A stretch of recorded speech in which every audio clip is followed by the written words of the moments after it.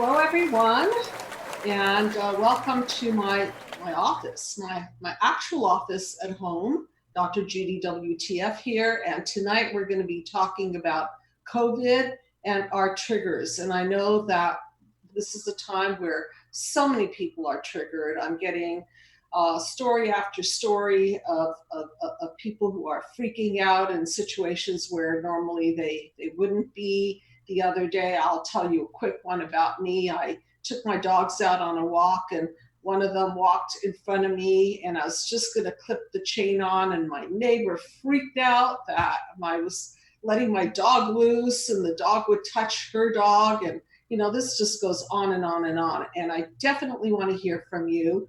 The call-in number is the usual 323-524-2599. And for those of you who do not know much about me, I am the director of the Psychological Healing Center and founder of the Mind Map System for Healing Human Disconnect. And tonight we're going to do a little mind mapping of our triggers and how pressures such as the coronavirus threat is bearing down on everyone, and not just everyone here, but everyone globally. So this is, as you all know, a global pandemic, and we are pandemically triggered. Different cultures get triggered in different ways. Different people with different childhood injuries get triggered in different ways. And I want to hear about what's going on in your life. WTF is going on in your life, so that we can mind map this and bring a little peace, a little bit of sanity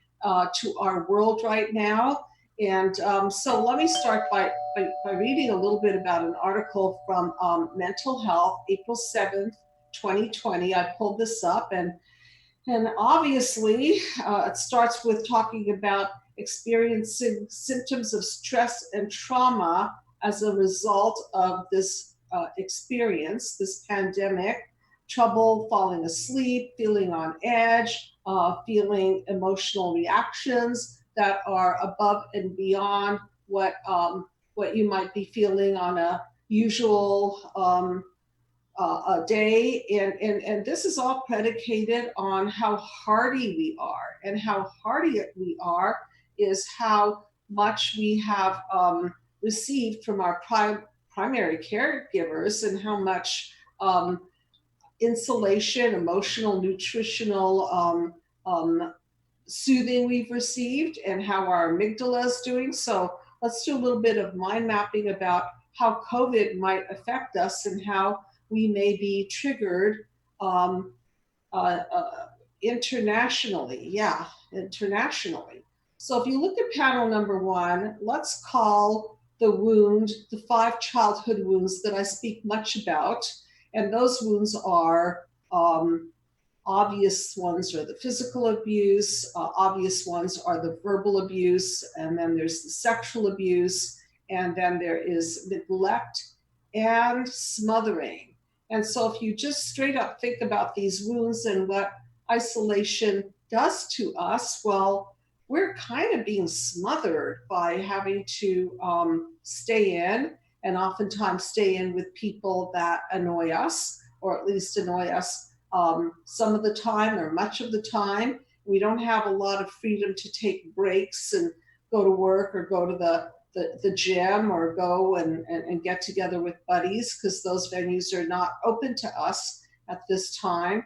And so we're sort of stewing in our homes, in our environment, and projecting all over our loved ones, and imploding within ourselves because we don't get to work out all of our feelings and dump some of these feelings in other areas, like, for example, going to the gym. So that's a big one for me. I love yoga. I'm really missing my yoga classes. It's not the same doing yoga online. Very, very hard to self-generate.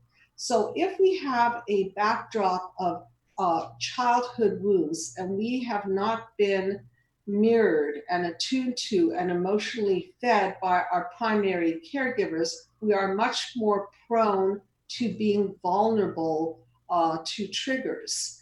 And if you look at panel number 2, That's a metaphor for a lot of things. Specifically, tonight I want to use it as a metaphor for our amygdala, which is being very, very activated, easily activated, along with the the um, the lack of sleep and the worry and the listening to the news all day and being cooped up with a lot of people or being isolated from people. And so our amygdala is extra taxed these days. And then what happens to all of this, these wounds and the reactions to these wounds is they get triggered. So I'm going to use panel 3 as a metaphor for these trigger points. And when we work with patients at the Psychological Healing Center, we help them understand and pinpoint their negative core beliefs, which are trigger points that then set people off into what I call, here, try to move my chair, chaos, and then defenses, and then ultimately breakdowns. So these trigger points are extra sensitive now, and these trigger points are predicated on negative core beliefs that we carry with us. Negative core beliefs like I'm not safe in the world, or the world is not a safe place, or uh, core beliefs such as I will always be alone, core beliefs such as I'm a loser, I will never succeed, and particularly now with people losing jobs and people not having the capacity to uh, necessarily even pay their own rent and mortgage and bills. It's it's a very, very delicate time and a trigger happy time. And I really would love to hear from you. What's going on with you out there? How are you being triggered? I have a lot of stories to share with you about people who do call in and they're particularly being triggered. Obviously, I will disguise I will not use any names and break any confidentiality here. And I'll simply talk about cases that I've heard that call me and people who are in pain right now because they don't feel that they have outlets to work through these triggers, express these triggers. Again, the call-in number is 323-524-2599.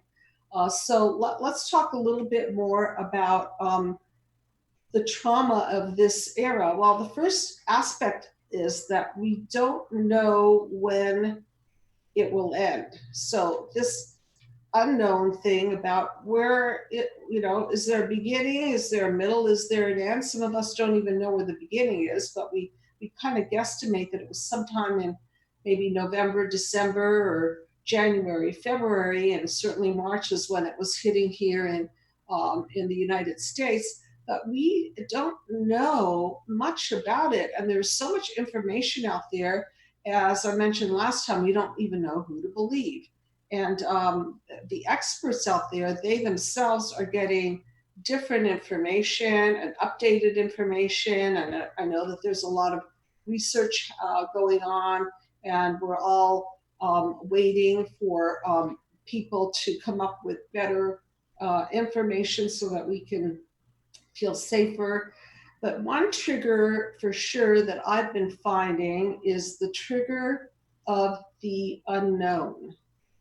So when we're faced with the unknown, we're faced with this open-ended, when am I going to go back to work? When am I going to see my family? When am I going to be able to catch up with my payments? When will I be able to take a vacation? I mean, these are just general things that people are wondering when. And when we have these open-ended sorts of wonderings, then it's very uncontaining for people. And by uncontaining, I mean it doesn't give us peace of mind because as human beings, we like structure. And this is not affording us structure. And so when we're in an unstructured environment, we easily fall into chaos. And if you could put the chaos panel up so people could see that, I'd appreciate it, because I think I'm blocking it with the chair. So there's chaos, and look what's happening. Our entire world is being hurled into this confused state. There's nothing really to grasp onto. We want to grasp onto our experts and our leaders and our research and uh, our schedules and our usual daily activities, but this has all been pulled out from under us. So as a result of that, we go into a place of defenses. And if you look at panel number 5 right here, the defense panel, you could see that all of these defenses are different. They're colored differently as a metaphor for the many, many different defenses that we use to protect our psyche from the many triggers that we're experiencing. So how do we try to protect ourselves? Well, some people may drink more, some people may eat more, some people may sleep more, some people may read the news more, which is another crazy making thing. Some people may watch more porn. Other people might try some healthier defense mechanisms like working out or starting a project or helping other people. Now, that's a healthy defense mechanism that any one of you can do. You can actually be of service to other human beings. And it doesn't have to be a big thing. It could just simply be a gesture or checking in with somebody that needs some human connection and needs to vent, or asking a neighbor if they would like you to shop for them if you're going to go to the market, or asking a family member how they're doing. And I haven't even touched upon how many people who are listening tonight have been directly affected by COVID-19. Some of you have family members who are ill, or worse, you family members who have have died as a result of COVID-19. Maybe you're listening, and maybe you yourself are wondering if the fever or the cough or the inability to taste food, or the vomiting, if these are symptoms. And of course, your best source is to check with your medical professional, and, and take all precautions to stay away from other people if you have any symptoms, and to stay away from other people, period. So I think that everyone listening, and certainly I feel this as well, that life is just not the same. My sleep is not the same. My routine is not the same. My anxiety level is just a little bit higher than normal. My level of worry is higher than normal. And this is normal. What I want to tell you is that it's normal to feel anxious. It is normal to feel threatened. This is a threat. And so if you have, going back to the template of the mind map, if you've had childhood wounds that were so threatening and so traumatic, then this is a time where that might trigger you off. And this environment, this unsafe environment may regress you back to these old wounds. Past traumas may have an especially powerful effect on our reactions to this pandemic. If you're a survivor of medical trauma, for example, it may have echoes of a life-threatening disease or injury that you or a loved one faced. In fact, the fear and uncertainty we faced with COVID-19 can be a trigger for any kind of previous trauma, such as accidents, assaults, or abuse, anything at all. So I want to hear from you. And I was intending for tonight to be more of a support for everyone listening, because some of you don't have people to reach out to. I know it because people are telling me that they feel so lonely and isolated. So, hey, check in, call. The number again, 323-524-2599. And I want to hear how specifically at this particular time you're being triggered. I'll go on a little bit more with this article. They have some real good information here about what happens when we're triggered. Intrusive memories. Memories of your past trauma may come to you out of the blue when you're least expecting it. It might be by watching TV, when a scene from your trauma suddenly pops into your head along with a jolt of emotion. The memories might be quite vivid and intense to the point of being a flashback, which feels like the trauma is happening all over again. And especially for people who have not had parents that have been protective, parents who have put your needs before their own, then you feel much more vulnerable in these situations because um, parents and their psychological function for us was supposed to be a function of soothing us, of centering us, of dialing down the amygdala. And if you didn't have that in the first few years of life, then you may not have what the object relations psychologists term a good enough internal parent. When you don't have a good enough internal parent, you don't have that blueprint of self-soothing to turn to within yourself. And so that creates a feeling of chaos, of being lost in space and feeling uncontained. Problems with sleep. Nighttime in general may be especially hard with or without bad dreams. And I've noticed that my dreams in particular have been a little bit more intense. And since I don't have much of a life hanging around the house, I'm fortunate in that I get to talk to a lot of people from around the world, and I have beautiful pets, and I have a really nice view and good food to eat and so on. So I'm very, very thankful for that. But I do notice that I have a lot more adventurous dreams. And so since I'm not having a lot of adventures in life, I'm finding that I'm having dreams that are really, really interesting and rich in adventure. There's just a lot happening in my dreams. And so you might find that you're compensating for your lack of activity in real life for a lot of activity in your dream material. One thing that has been popping up as a theme is regrets.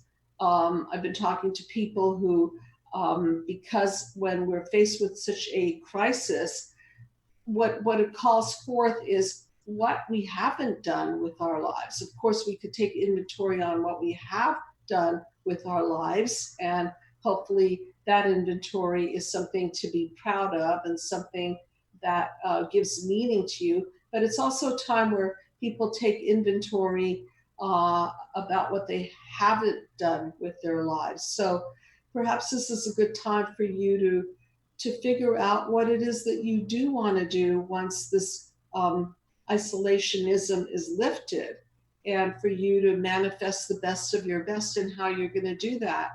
And it's certainly hard to do that when we sit around and hang around and do nothing and stay inactive. So I really, really want to emphasize to everyone the importance of being physical, of eating properly, of getting some sort of exercise or at least stretching every day, um, and making sure that your muscles stay loose, reminding everybody that the body does keep the score, that how we are in our body is how we're going to make ourselves safer and feel less trigger happy. And that means dialing down the amygdala.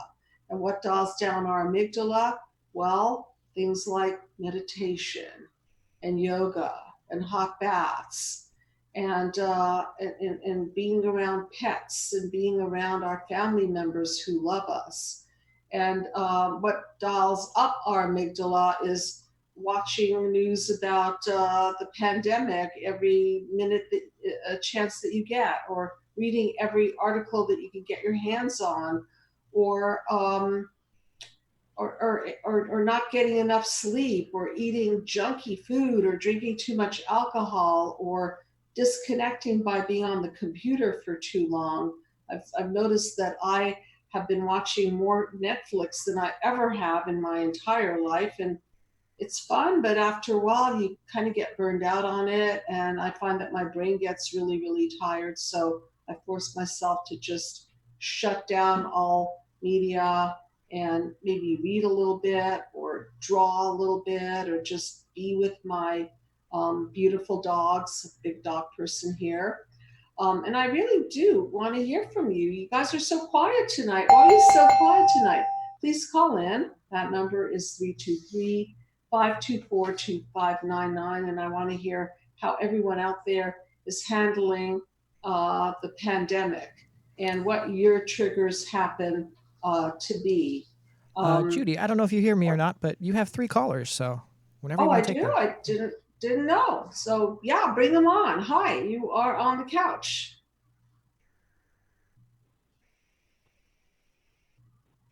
Hello, hello. I can't. Can you hear me? Yeah, now I can hear you. Hello, how are you? Hi, I'm doing okay. I'm Andy from Central Canada.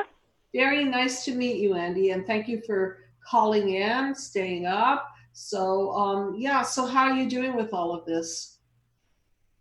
Well, I loved listening to you. I just sat on the phone here and I was listening, and it was very soothing because I'm finding it very stressful. Like you were saying about for supportive families and stuff, and my family is really, really a closed, toxic family system that Mhm. I've been estranged from for quite a while. And I got the COVID, and it was terrifying. It was absolutely terrifying. I still can't breathe properly. My lungs are not. Um, I'm still grasping for breath, even though it's been weeks since I'm now safe. You know. Mm-hmm. Were you hospitalized? No, no, I wasn't, and I made that my choice. I came close to taking myself, but I had some treatments at home. My doctor gave me I don't know if it was the best or most effective, but it was very long and very hard to get rid of, I'm and it really, was very terrifying not being able to breathe. yeah, yeah. Were you able to Yeah, sleep through this, or was that super challenging? to sleep through it, Not like even actually to get laying some sleep, down was. Pardon me. even to get sleep. I'm imagining that this would tremendously affect your ability to fall asleep if you're not breathing properly. No, there was no sleeping, and it was so frightening that I think my anxiety and adrenaline and my coughing, and it it I think it made my brain race even more. So I was able to see my doctor because it was, I think I was more one of the first cases in the province, Mhm. and it was, so I mean, we were just kind of scrambling, trying rounds of antibiotic with rounds of steroids, and it was terrifying. I'm changed from it, not just from witnessing the whole world shutting down and suffering, and but also the experience of being alone and being that ill. You know, Literally, it just nobody there to hold your hand and just be by your side through this experience. far from it, far from it. On that. You know, I was even surprised how reticent some of my friends were to even call and check in on me. So that was a big learning experience about my life, and maybe that I'm over invested in relationships where I'm the giver and they're maybe too much the takers. What an eye. I'm rethinking my whole life. Yeah, I'm rethinking my whole life. I am. Yeah, and this is the time when you can really see who are the people there for you. And I talk a lot about vampiring, and I talk a lot about people who are givers and are able to share their light. And that's why it's so important at this time to check in on other people and not allow other people to fall through the cracks, whether they're just feeling alone or or feeling very, very sick and scared and not able to breathe and not able to sleep, like in your situation. So I'm so happy to know that you're on the you're out of the forest. Is that correct? Absolutely. Yeah, I absolutely am. And I really think that as I go out and I live in a downtown area, and the indigenous people, the homeless people, the people that are that are there, a lot of them are mentally ill. They're Yeah. really frightened. And Right. I'm less afraid when they approach me now that I've had it. I carry like zinc candies, like zinc lozenges in my pocket, because they're hungry. They want something, so I can pass them money, but I can also give them something immediately, which can help protect them. Yeah, Like that's something so is beautiful sweet, of you. but it's also got the zinc in it, which is good for them, right? Yes, it is. Where are you in Like Canada? it's in Manitoba. Oh, Saskatchewan? Saskatchewan is right beside Manitoba. It's Okay, yeah, all right. yeah, Well, I was raised in Montreal, Canada, so I spent 12 and a half years there. So I know Eastern yeah. Canada better than The Montreal is really being hit hard right now. I Really hit hard. bet. It's like a little Canadian New York. Yeah. Yeah, yeah, yeah. It's shocking. It's really, I can't watch too much. I'm not able to watch any Netflix, like, because I found it too enervating. You know what I mean? So Mhm. I'm just really having to. It doesn't take a lot to get my anxiety up. So I'm really having to do a lot of soothing and very careful who I'm in contact with. I was surprised that I heard from my brother, who he's my older brother, and he's diagnosed as a narcissist, Mhm. and we've had no contact for years. But Yeah. I was surprised that I received an email from him tonight, and I felt that he was like seeking out, hoping I was suffering, because Really? that's the kind of yeah, That yeah, that he's kind of predatory. Yeah, that's not surprising. And this is such a sad time to be a victim of narcissistic abuse. And I've been wanting to bring this up, that we are finally done with the video series that we've been working on for so long. Yitz Epstein, our life coach here at the Psychological Healing Center, and I worked very, very hard putting together this video series called The Mind Map Journey to Healing from Narcissistic Abuse. And this is the worst. So it's ready, you guys. If you want to partake in this particular healing system, please contact me and I'll tell you all about it. So what a time for you to be faced with your narcissistic family. And right now what we're needing is empathy. And if your brother is reaching out to you because he's getting some sort of a sadistic kind of a thrill from your pain, which is very, very typical of people who have narcissistic tendencies, then these are absolutely, you can't afford to be around people like this. It's No, and I knew from doing the mind map series. I purchased your mind map series. I knew from doing the mind map series that I could kind of expect that the narcissists are out kind of looking for supply because Yeah. they're cut off from their supply right now, right? Yes. And so Yes. when he sent me this message and we were poking around like, oh, I heard from so-and-so you were sick. So how are you? And by the way, happy birthday, right? And I was like, oh, everything's, and I just responded after I, stopped getting anxiety. I just sent an email back saying, everything is just fine. Like, in other words, I didn't give him anything, like Good just for gray you. rock, Yeah, perfect. Yeah. What you don't want to do is you don't want to feed a narcissist. You don't want to give them any of your support. Ooh. Right away, you're going to feel tired. I mean, geez, you just went through the biggest fight of your life, okay? Medically, Yeah. for you to have come through to the other side, um, you don't have anything more to give to people who are No.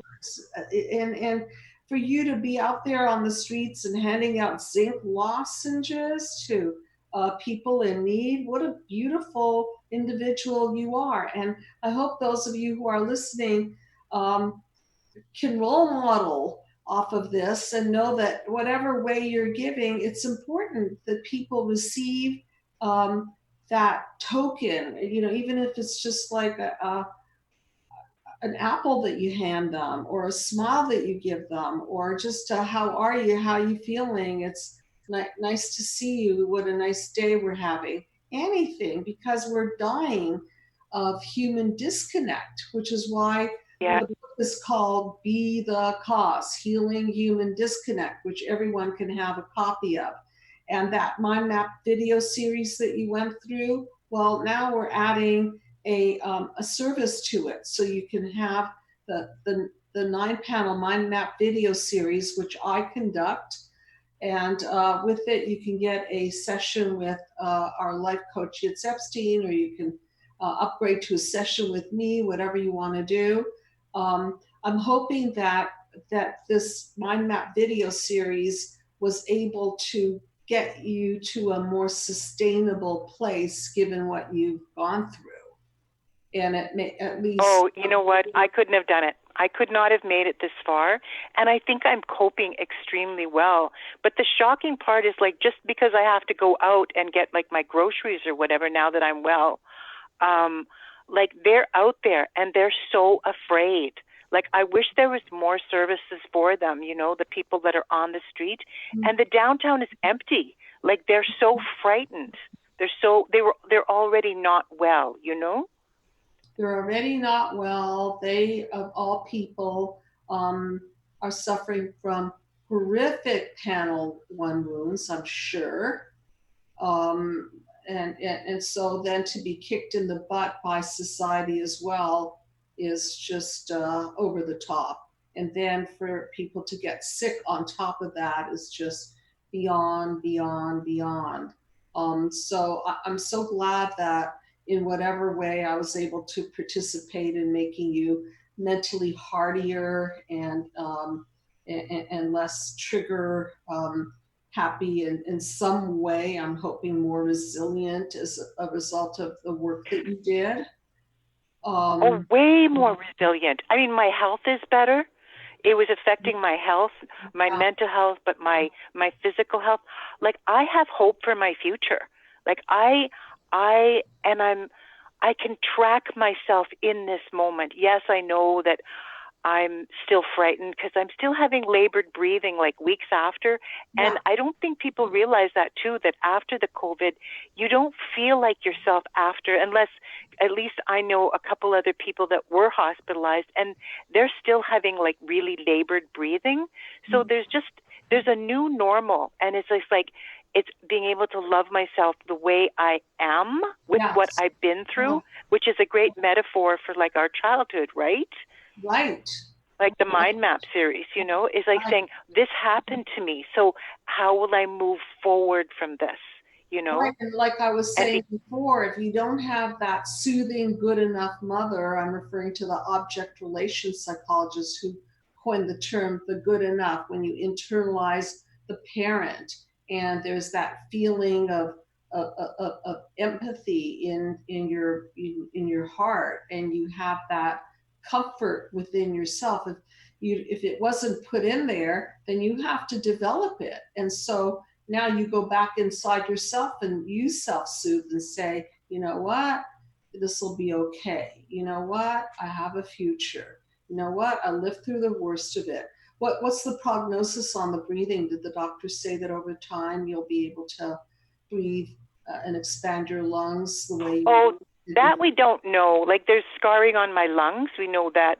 All I was able to get was an X-ray, but I'll go to a pulmonologist, or I can't remember the exact. It's a breathing specialist after all of this is over. This isn't the time to, because they're so busy, right? And also I don't really want any more kind of invasive contact from medicine right now either.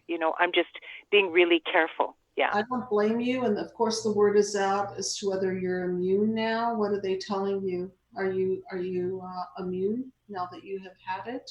Well, they don't know that for sure either. I mean, I've got the antibodies, but I don't know if you couldn't get it a second time. Like, I still wear a mask, and I still am extremely careful with, the physical distancing and washing and all that stuff. It's a really violent, horrible illness, and I think it shocked me. I mean, it shocked me how ill I became and how fast. Mm-hmm. Mm-hmm. And were you able to trace who you contracted the virus from? Was it? Well, I was in the hospital with a friend. My boyfriend is in the hospital, and he's has complications due to his diabetes. So it was kind of like there was a number of cases there at the same time. So we know where it came from. Yeah, it came from the hospital. Yeah. And that's another thing, is that we're hoping that the hospital will protect us. And sometimes the hospital is the worst place to end up, because how can you control for an airborne virus, or even if it's not airborne, how can you control every inch that you touch? We try our best, right? But we can inadvertently touch something, and then there it is. And we think we have a lot of control over it, but not as much as we would like to think, perhaps. But this is real, folks. So I'm hoping that a lot of people are tuned in. And if we're going to be scared, then let's be scared straight, to wash our hands and avoid people who are symptomatic, especially, of course, and just in general, to practice social distancing and not touch our face, and wash our food, and all the things that we're being told. We've got to be as meticulous as possible about it. No one wants to be on the side of having contracted the virus and go through what you've been through. And I'm just so happy for you that you're through the worst. I'm amazed at how it's so much better than so many other people. Like, I've got a friend who's an ER doc in New York, and she is just like, she's traumatized, like what she's going through with intubating so many and extubating so few, and she's appalled when there's so many deniers saying that that this is kind of, it's a fictitious illness and they're making a big deal of it, and but yeah, she tells me what's going on there, and I'm like, wow, like that is like horrendous. Well, it's real, and it couldn't be more real to you, having gone through it personally. And I really appreciate you sharing that, and also sharing the fact that when we're emotionally hardier and healthier, the mind and the body are interconnected. And so when we have worked through our psychological issues, then we have a better chance of surviving. We have a better chance of surviving the emotional trauma of it and the triggers that go along with it. and we're able to self-soothe better, and to know that we have ourselves to turn to, and to know who not to connect with, like your brother and people who are narcissistic. So, geez, this is bringing up everybody's issues, isn't it? It's just like, oh, let's press the button here, uh, and let's see what comes up. Paranoia and narcissism, and in some case, kindness and generosity, and the ability to care about other human beings. So this COVID-19 is in a sense shining a truth light on who we are being in the face of this crisis, is it not? Exactly that. Mm-hmm. Exactly that. Mm-hmm. And some people are going into kind of I think a slightly Pollyanna thing, which Yeah. I feel for them because they haven't done their trauma work, and they're allowing like old predators to kind of step back into their life as they look for new, narcissistic supply, and they're getting re-traumatized in this very Absolutely. traumatic time. Yeah. It's like I'm so grateful that I did the mind map series, and I continue to work on it because I'm a different person. Like Well, I have my faculty about me. I have use of my mind, and well, I'm empowered. I'm so appreciative of you saying that, because years ago this whole project was called Join the Human Race: Healing Global Disconnect, and it was meant to be a macro version to heal the human race. And I just didn't have the budget to blow up the project and make it known worldwide. So I started looking at the model, and it became a micro model. It became my psychological model, as you know. And so now I realize that it wasn't meant to be a macro model at first. It was meant to be a micro model to heal people on an individual basis, because we can't be healthy as a human race unless we get rid of our psychovirus. Okay, so we've got two viruses now to contend with. We've got the coronavirus, and then, of course, all the other viruses out there that we know and don't know about. And then we've got the psychovirus, which is the psychovirus that we ingest from our blueprint, our family of origin, that then gets activated and gets ingrained into the fiber of our being versus our via our negative core beliefs, and then plays out. And if we can only dismantle that virus, then we are indeed going to make ourselves hardier, and our bodies can start to calm down and become able to fight things off better. And I'm just thankful that the people out there are actually using the system, and it's not just a pretty little picture on a piece of paper and now on a canvas, and that it's actually affecting people's lives. So I very much appreciate your acknowledgement, and you truly are a living example. Um, and I know there were a couple of people that also were trying to call in, so I'll leave a little room for them to call in. Thank you so much. Okay. Okay, and be in touch, and all the I best. will. Bye now. Okay, take care. Good night.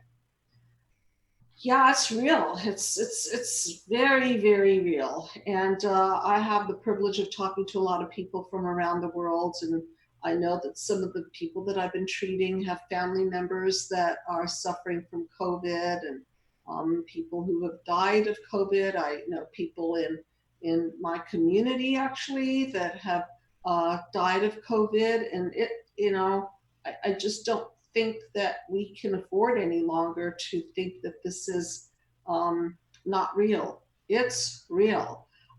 So if anybody else wants to call in, please do. That number again is 323-524-2599. For some reason, I couldn't hear if there were call-ins coming in, so please send them we should have another caller in too. Pardon me? We should have another caller, a 720 area code, just called in. Okay. Yeah, I'll hang on. And yeah, it's just so very, very real. And we have to we have to do what we can do about it. And one thing that we can do about it is be hardier. And one thing we can do for ourselves and others is to be more empathic. And one aspect of healing human disconnect is to reach out to other people. And I know we can't necessarily do it physically, but we can do it emotionally. We can send people food. One of the things that I like to do is send my grandson pizza because I miss the little guy. I had a social distance visit with him the other day. I missed him terribly. One fun thing that he got to do was wash my car, and then since he's a negotiator and a businessman, he said, "Grandma, I'm a businessman." I said, "Okay."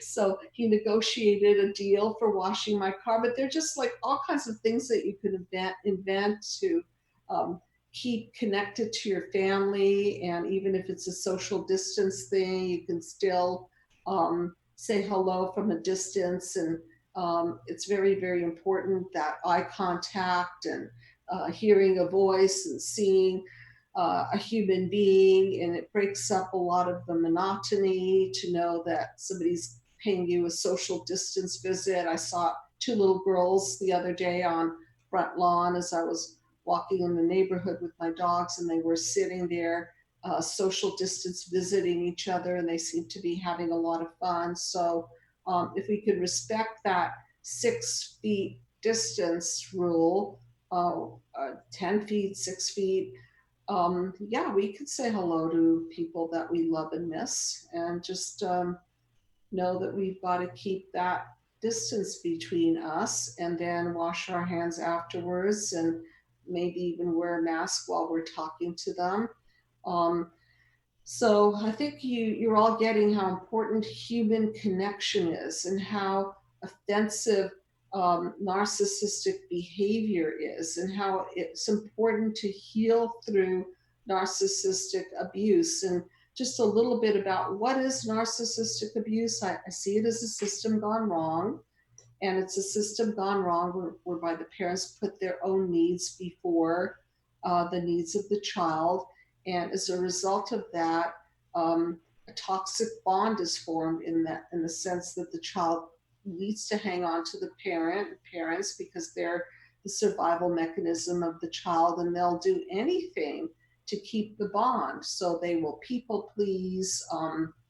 They will lose their their sense of self as a result of it. They will become puppets of their parents and do anything to keep themselves bonded to the parent. And then this blueprint sets them up for very toxic relationships and predators um, who then take advantage of the vulnerability and the kindness and the naivete and so forth. So I'm really, really proud of this video that we created, and Yitz did a great job narrating this material, and I'm really excited about it because it's going to save people their sanity, okay, and it's going to really, really save a lot of time and therapeutic money because we hit the nail on the head. We do not waste time by, well, the few ways that therapy wastes time is by by dealing with symptoms. We go right for the causes. You know, people who've read my book and who've listened to the Mind Map video series, who have been patients at the Psychological Healing Center, know how important it is to go straight to the cause of the problem. And in the case of narcissistic abuse, this is especially dark because it's based on the consciousness of apathy. And now that we're being so triggered, what's the opposite of human disconnect? Obviously, human connect. And I was reading some article today. I don't know even where I saw it, but it had to do with telomeres and longevity and human health. And people who are in cultures surrounded by family. I think they were referring to people in Costa Rica where there's a strong social network. And people in that country seem to live longer because they're surrounded by a lot of love. And the culture lends itself to community and interconnection. And so it's really, really important to stay connected as we are disconnected. So let's find ways to do that. And we can get creative. And there's Skype and Zoom and phone and social distance visits and playing games with each other over the computer and watching the same movie and then discussing the movie, um, uh, cuddling with the people that you love that you're living with, and being a little bit more gracious to understand that they're going through their own triggers and that we're all in this together. And this is not a time to project on other people, and neither is it a time to swallow your pain. And that's why we've kept this $97 deal for the Mind Map video series, along with a session with a team member, so that you can have some mental health contact at a very affordable fee. And so, since people are sitting around doing not much right now, I thought it would be a good time to take the opportunity to heal. And just a couple of other things that I want to say about schedule. I find that when I have no schedule is when I tend to get moodier and more anxious and depressed. When I do have a schedule and I have something to do that day, I find that it lifts my spirits. If I'm contributing something to make the world a little bit better, to make somebody's life a little bit better, I find that, I forget what they are, telomeres. I always forget the term, but that they're little tentacles. I see them as little tentacles of connection. It's really, really important to reach out and extend those little tentacles of connection. However, don't extend it to people who are going to vampire you, okay? That's what you have to keep in mind, because like I think Anne is her name, was saying, you can't put that out to, you can't put your unconditional love out to somebody who is going to use you, manipulate you, benefit by your pain, gloat because you are in pain. You have to recognize that there are people, unfortunately, like that. And these people obviously are injured themselves, and we don't need to put ourselves in harm's way. And that's why it's so important to become psychoeducated, so that you can work through your own psychological traumas and work through your triggers and dismantle them, and not be vulnerable to people who want to take advantage of our traumas and pain and so on. I don't know if we have any more time for a call in. Was there anybody else that was trying to call in? We do not know. No? Okay. All right. So I just want to remind everybody that the team members are here, and we're trying our best to give support um, to people who do need help, who do want to reach out. Call us, and we'll do our very best to be of support.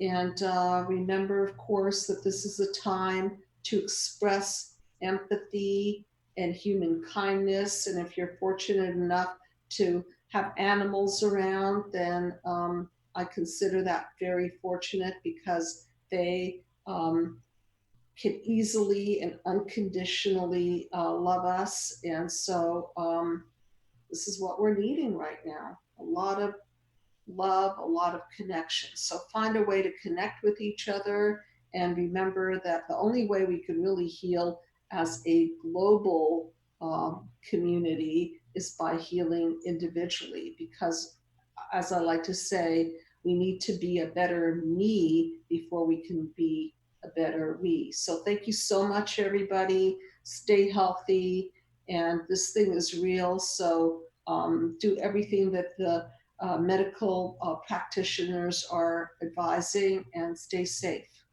Thank you for tuning in. Good night, everyone.